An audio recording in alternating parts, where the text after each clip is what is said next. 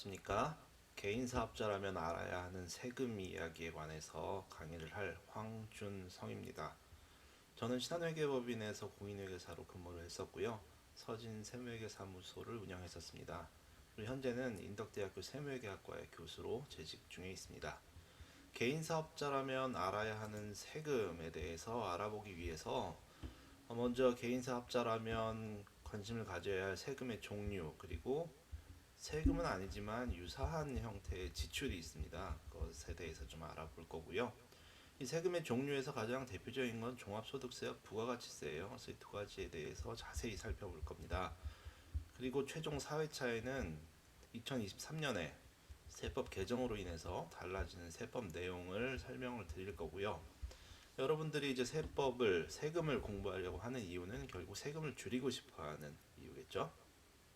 그렇다면 절세를 위해서 가장 긍정적인 법의 테두리 내에서의 세금을 줄일 수 있는 방법, 즉 결국은 비용을 제대로 인정을 받고 가산세를 부담하지 않는 방법이겠죠. 그러한 내용을 4회차에 강의를 하도록 하겠습니다.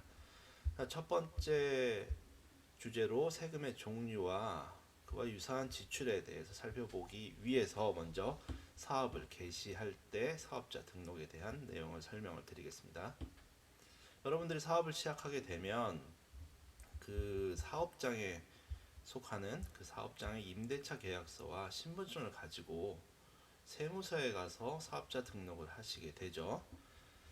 물론 이 세무서에 가서 사업자 등록을 하셔도 되고, 또는 여러분들은 인터넷에서 홈택스라고 하는 곳에서 사업자 등록을 하셔도 됩니다. 그럴 때는 인터넷에서 임대차 계약서와 신분증을 스캔한 파일을 전송함으로써 인터넷으로 홈택스에서 사업자 등록이 가능합니다. 이렇게 해서 사업을 시작하게 되면 이제 어떤 소득이 발생하게 되겠죠. 근데 소득과 관련된 세금에서 여러분들이 궁금해 하시는 게 먼저 법인세, 소득세의 차이를 궁금해 하십니다. 자, 어쨌든 소득이 발생을 하면 그 소득에 대한 세금을 납부하게 되는데, 사업을 운영하는 형태가 법인의 형태가 있을 수도 있고 개인의 형태가 있을 수도 있다는 것이죠. 그래서 법인의 형태로서 사업을 운영해서 소득이 발생하면 법인 소득이 발생하는 것이고요. 개인의 형태로서 사업을 운영 또는 사업이 아니라고 하더라도 근로소득이라든가 이자소득, 배당소득 등의 소득이 발생하는 것을 개인소득이라고 하죠. 그래서 법인소득에 대해서 우리가 납부할 세금이 법인세가 되는 것이고요. 개인소득에 대해서 납부할 세금이 개인소득세가 되는 것이죠. 개인사업자와 관련된 세금의 종류 우리가 네 가지를 살펴볼 건데요. 엄밀히 말하면 이 네 가지 중에서 세 가지는 세금이고 한 가지는 보험료 납부가 되는 것이고요. 세금 세 가지라고는 말씀드렸는데 그 중에서 사업자가 부담하는 것은 사실 두 가지고요. 또 하나는 대신 납부해주는 형태가 되겠습니다. 첫 번째로 소득세가 되는데요. 소득세라는 것은 개인의 소득을 과세 대상으로 하여 부과하는 조세를 말하고요. 우리가 세금을 공부할 때 잘 알아두어야 될 것은 과세 대상이 무엇이냐라는 점입니다. 과세 대상이 무엇이냐? 소득세는 개인의 소득을 과세 대상으로 해서 부과하는 조세라는 점 알아두셔야 되고요. 많이 들어보셨을 텐데 부가가치세가 있죠. 부가가치세라고 하는 것은 재화나 용역이 생산되거나 유통되는 모든 단계에서 창출되는 부가가치를 과세 대상으로 한다. 우리가 소득세에서 보셨던 것처럼 중요한 것은 무엇이 과세 대상이냐라는 거죠. 창출되는 부가가치를 과세 대상으로 한다는 점이 부가가치세의 특징으로서 중요하고요. 또 하나는 잘 알아두셔야 될 게 재화뿐만 아니라, 즉 물건뿐만 아니라 용역에 대해서도 부가가치세가 부과가 된다는 점 잊지 마셔야 될 항목이죠. 세 번째는 원천세라고 하는 것인데요. 원천세는 모든 원천징수 대상 소득에 대해서 부과되는 세금이라고 우리가 정의가 내려져 있고요. 예를 들면 이런 겁니다.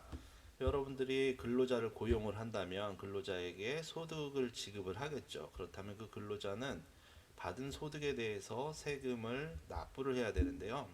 이 근로자들이 각각 개개인들이 자기의 소득 세금을 납부하기가 어려우니까 그럴 때는 지급하는 지급자가 소득을 지급하면서 납부해야 될 세금을 징수해서 대신 납부해 주는 거예요. 자, 이렇게 설명을 할 수가 있죠. 사업자가 근로자에게 소득을 지급할 때 근로자의 소득에 대해서 세금을 미리 공제하고 임금을 지불하고 그 다음에 공제된 금액을 근로자 대신 국가에 납부하는 제도, 이것이 원천세가 되겠습니다.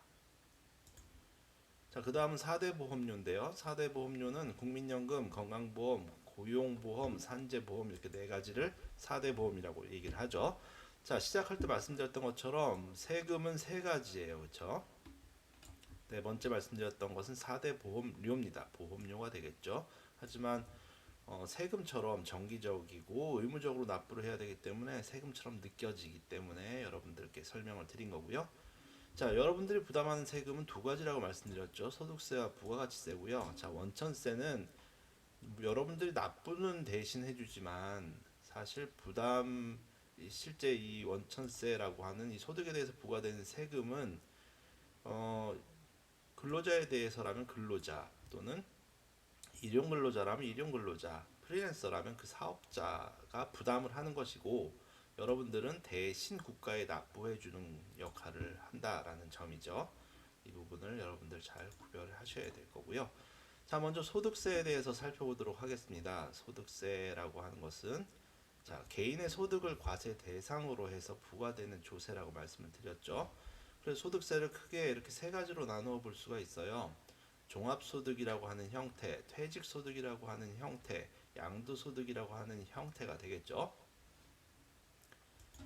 자, 그래서 우리가 명칭을 보면 알 수가 있을 겁니다. 퇴직소득이라고 하는 것은 퇴직금을 말씀하는 것이라고 알 수 있을 것이고요. 양도소득이라고 하는 것은 주택이나 부동산 등을 양도하고 그것을 소득세 과세 대상으로 하는 형태가 되겠죠.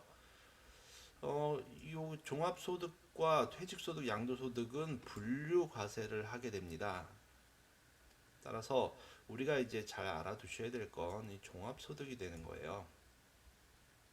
자, 종합소득이라고 하는 것은 말 그대로 종합소득이기 때문에 소득의 여러 가지 형태가 종합되어 있는 것입니다. 예를 들면 이자소득, 배당소득, 사업소득, 근로소득, 연금소득, 기타소득이라고 하는 종합소득의 형태의 여러 가지 형태의 소득들이 모여 있는 거죠. 그렇다면 이 소득에서 우리가 필요경비라고 하는 것은 비용이라고 생각하시면 돼요. 어떤 소득에서 필요경비를 차감해서 또는 공제 감면된 사항들을 차감하고 과세 표준이 산출이 되면 그 과세 표준에 세율을 적용해서 종합소득세를 납부하는 것이죠. 자, 필요경비는 일종의 어떤 비용이라고 말씀드렸습니다. 그렇다면 퇴직소득이라고 하는 퇴직금에는 딱히 우리가 매칭시킬 만한 비용 항목은 없을 거예요. 그래서 필요경비가 존재하지 않고 일정 공제나 감면을 통해서 필요경비 형태로 인정을 해주는 것이죠. 양도소득은 필요경비가 존재하겠죠. 일단 취득가액이라고 하는 필요경비도 있을 것이고 우리가 보유하면서 발생하는 필수적인 지출들이 있을 수도 있기 때문에 이런 필요경비, 공제감면 등을 고려한 후에 양도소득세를 계산하는 구조가 되겠습니다. 자, 우리는 이 중에서 종합소득을 집중해서 살펴볼 예정입니다. 자, 소득세 그렇고요. 그 다음은 부가가치세가 되겠습니다. 부가가치세는 재화나 용역이 생산되거나 유통되는 모든 단계에서 창출되는 부가가치를 과세 대상으로 하는 조세다라고 말씀드렸는데, 구체적으로는 이렇습니다. 어떤 기업이 아이스크림을 생산해서 판매하는 기업이라고 가정을 해보죠. 그렇다면 아이스크림을 생산하기 위해서 계란이나 우유 등 원재료를 구입해 오겠죠. 그래서 아이스크림을 생산을 하면 이것을 소비자에게 판매를 하겠죠. 사온 우리 재료 가격이 15,000원이라고 합시다. 그리고 생산된 아이스크림을 20,000원에 판매했다고 하면 얼마의 부가가치가 창출이 되었느냐라는 것이죠. 얼마의 부가가치가 창출이 되었느냐라고 하면 5,000원의 부가가치가 창출이 된 거죠. 15,000원짜리가 20,000원이 됐으니 5,000원의 부가가치가 창출됐다. 그렇다면 이 5,000원의 부가가치, 창출된 부가가치를 과세 대상으로 해서 이 부가가치 세율 10%를 적용을 하면 부가가치세 500원이 계산이 되겠죠.